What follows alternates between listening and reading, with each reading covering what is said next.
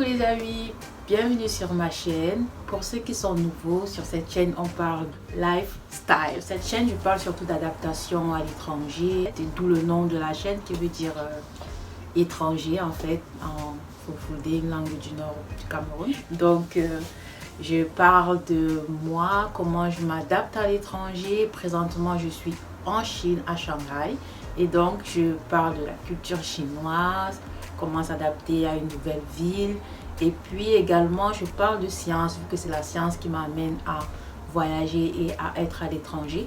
Je suis scientifique, donc je parle aussi de science, de lecture parce que j'adore la lecture, c'est une de mes passions. Et d'ailleurs dans cette vidéo je vais vous présenter ma palle qui veut dire en fait P-A-L, pile à lire. Donc je vais vous présenter ma pile à lire du mois, alors des 2 mois à venir.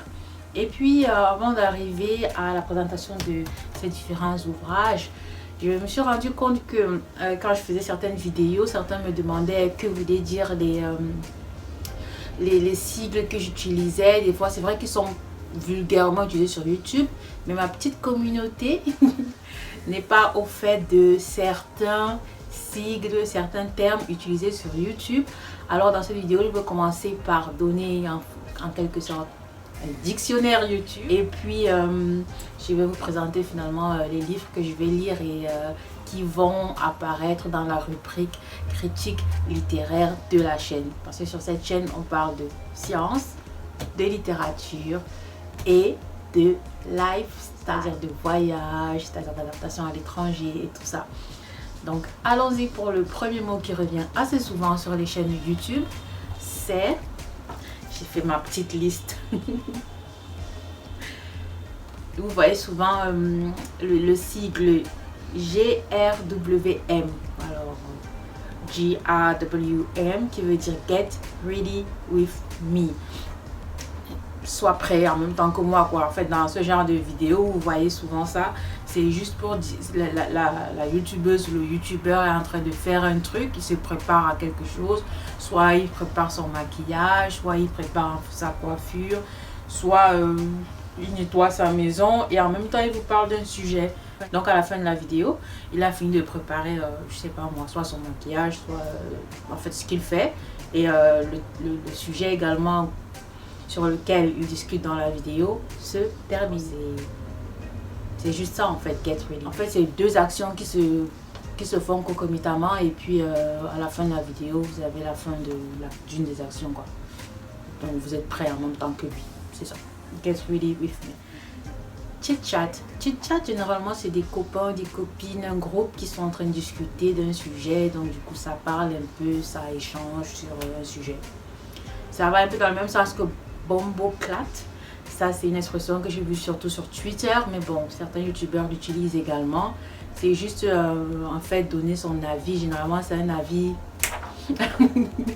un avis assez tranché, un avis assez ferme et tout sur un événement du moment, sur quelque chose qui date, une actualité voilà, actuelle. Je sais pas comment expliquer ça plus clairement, mais bomboclat c'est juste donner son avis sur un truc. En général c'est un clash où ça va être voilà un truc, une phrase qui a vraiment fait exploser les hashtags dans la sphère Twitter ou Instagram ou YouTube, et du coup certains vont donner leur avis en disant bomboclat, genre voilà le clash, voilà ça, des trucs comme ça en fait. Vlogmas. Il y a beaucoup de vlogmas qui se font sur beaucoup de chaînes.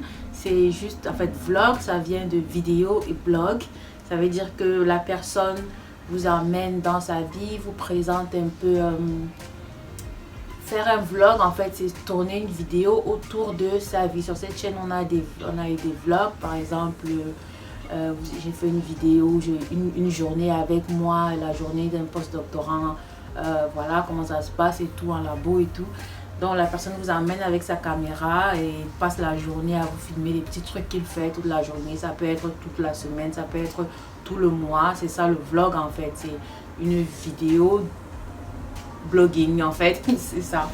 Et donc voilà, sur certaines chaînes quand vous voyez vlog, ça veut dire que ça va parler Ça va être une vidéo qui va vous montrer le quotidien de la personne. Ou alors un événement auquel il a assisté et qu'il a capturé par vidéo. Et du coup, c'est ça un vlog. Haul. Alors, haul, c'est des essayages. Des essayages, ça peut être de vêtements, de chaussures.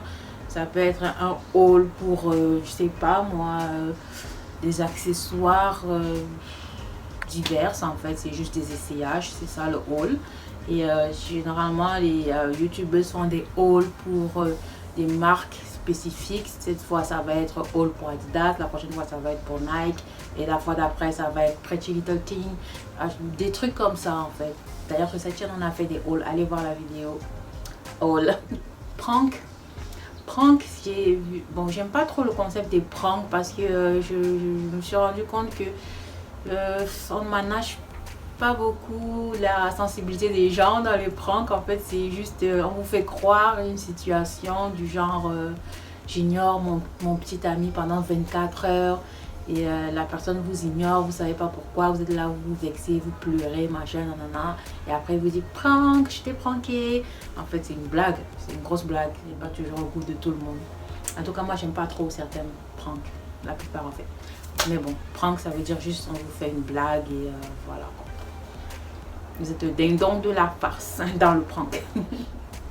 Story time. Donc, story time, c'est une youtubeuse ou un youtubeur qui va parler d'une expérience qu'il a vécue dans sa vie. Il va vous parler, enfin, il va vous raconter une histoire. Ça peut être une histoire vraiment qui lui est arrivée, une histoire de ouf. Ça peut être juste qu'il vous raconte un truc anodin, comme par exemple son expérience dans la vente dans une boutique en tant que vendeur, qu'est-ce qui lui est arrivé. Du coup, il vous raconte des petites anecdotes un peu croustillantes. C'est ça le story time. Enfin, unboxing. J'ai fait plein d'unboxing pendant la quarantaine, le confinement et tout ça là, ici en Chine. Du coup, ça me fait un peu sourire. Ça veut dire juste ouvrir une boîte. Donc, généralement, vous recevez soit pour certains youtubeurs, ce sont des cadeaux qu'ils reçoivent de certaines marques, mais pour d'autres, comme moi, des petits youtubeurs encore, c'est juste on ouvre des paquets. Moi, je me suis acheté des trucs et quand le paquet arrive, je l'ouvre devant la caméra et je vous présente ce que j'ai acheté. C'est ça l'unboxing. Et booktube. Booktube, c'est un terme un peu plus rare parce que c'est carrément un autre côté de YouTube. On est habitué à voir des comédies, des comédiens, on est habitué à voir des gens qui se maquillent et tout, des tutos pour ci et ça. Mais la booktube, c'est l'aspect de YouTube, enfin, c'est pour les gens qui parlent que de livres, qui donnent des comptes rendus, qui font des critiques sur des livres. Et moi, je m'intéresse beaucoup à ça parce que justement, je lis et du coup, j'aime bien connaître, enfin, les différents ouvrages, comment ça se fait déjà une critique sur YouTube et tout. Donc je suis un peu dans la booktube faire, mais pas tant que ça quoi, parce que jusqu'ici j'ai fait quoi, 2-3 vidéos, donc je peux pas vraiment, je m'estime pas encore légitime de la booktube, mais ça va venir, ça va venir. Ok. FAQ. FAQ, c'est foire aux questions en fait. C'est une vidéo, par exemple, le youtubeur va répondre à des questions qui lui ont été posées soit sur Instagram, soit sur un autre de ses réseaux, Facebook et tout. Il demande à ses abonnés de lui poser des questions, ce qu'ils veulent savoir, et puis dans une vidéo, il va répondre à toutes ces questions. Ethnicity tag. Ethnicity tag, c'est des vidéos où les youtubeurs, généralement, c'est ceux qui vivent dans un autre pays, qui vivent à l'étranger, par exemple, mais qui ne sont pas originaires de ce pays. Moi, par exemple, je suis camerounaise, mais je réside en Chine. Donc, du coup, je peux faire une ethnicity tag en parlant de ma nationalité camerounaise. Et voilà. Pour ceux qui ne savent pas, pour ceux de mes abonnés qui ne savent pas, peut-être je veux leur expliquer qu'en fait, je suis camerounaise. Et voilà, c'est une ethnicity tag en fait, c'est de répondre aux questions sur ses origines.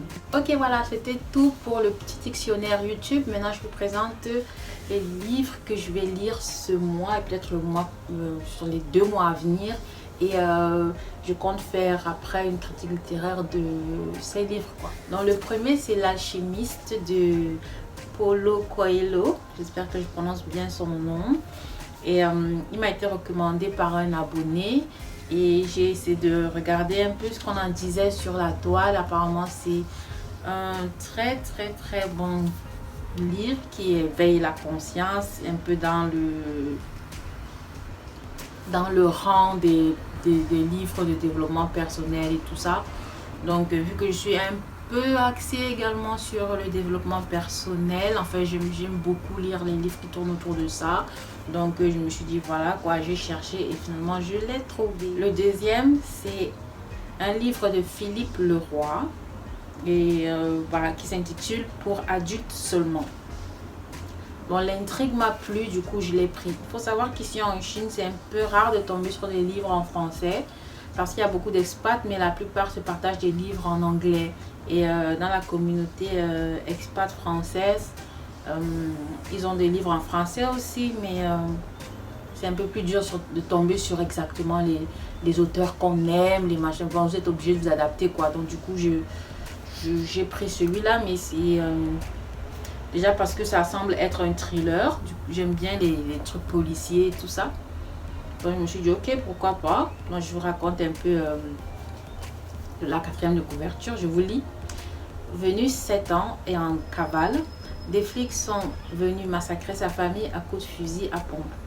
Elle en a réchappé par miracle, sauvée par Julie, la jeune fille au père française de la maison fraîchement débarquée à Hollywood. Traquée par ces monstres surarmés qui ne reculent devant rien, elle fuit éperdument. À qui se fier? Un sanglant suspense en 16/9 sur les routes de l'Ouest sauvage. Voilà, il y a un petit commentaire de Le Monde. C'est un thriller mené tambour battant, une sorte de bombe textuelle hyper vitaminée, un livre à grand spectacle. Ça laisse vraiment, en fait c'est surtout le commentaire qui m'a poussé à prendre ce livre-ci parce que j'aime bien les textes riches et les textes visuels en fait. Je ne sais pas si les textes avec tellement de descriptions que quand tu lis, tu t'imagines la scène mais avec carrément tous les détails. J'aime ce genre de livre et dans les policiers, on retrouve beaucoup ça. Du coup, j'aime bien. Et le fait que le commentaire dise que c'est un texte hyper vitaminé, j'imagine que ça va être du grand spectacle comme c'est dit quoi. Donc du coup, je vais commencer par là je pense. Le troisième, c'est un livre de Ken Follett, Le scandale Modigliani. Bon, ça il me semble avoir déjà entendu parler de ce livre. Je crois que c'est un livre assez connu. Mais je ne l'ai pas lu, mais il me semble avoir déjà entendu parler de ce livre. Et je vois que la maison d'édition s'est parue en 2011. Donc je pense que ça va être un bon livre également. C'est une histoire de tableau, une histoire d'art et tout ça. Comment ça se passe dans le milieu de l'art. Et on verra bien quoi. Ça également, j'en ai entendu parler. Le chuchoteur de Donato Caresse. Bon, je ne sais pas si je prononce bien son nom, mais c'est paru également en 2011. C'est une édition 2011. Et en regardant les vidéos, la vidéo d'une youtubeuse aussi, j'ai vu qu'elle avait lu ça et qu'elle avait bien apprécié. Du coup, je me suis dit que je vais le lire également. Elle a carrément classé ça dans ses livres préférés du monde entier. Donc, je me suis dit, ok, pourquoi pas. Allons voir pourquoi ça semble un livre aussi si extra. Et le dernier, c'est un livre qui m'a été recommandé par une abonnée. D'ailleurs, c'est elle que j'ai rencontrée ici à Shanghai et puis c'est elle qui m'a passé le livre. Merci à toi, Sophie.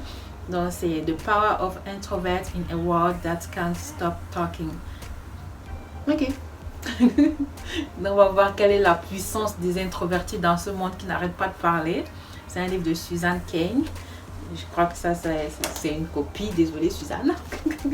C'est pour la bonne cause. On ne tombe pas ici facilement sur des originaux et tout. Et puis moi j'ai bien envie de lire parce qu'elle l'a bien apprécié suite à ma vidéo sur introverti ou timide. Quelle est la différence et tout. Elle m'a recommandé ce livre. Du coup elle me l'a donné et je le lirai. Merci encore Sophie.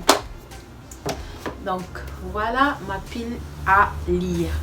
Maintenant, je vais certainement dans les vidéos à venir, hein, quand j'aurai fini, je vais vous donner le compte rendu de chacun de ces livres quand j'aurai fini de les lire.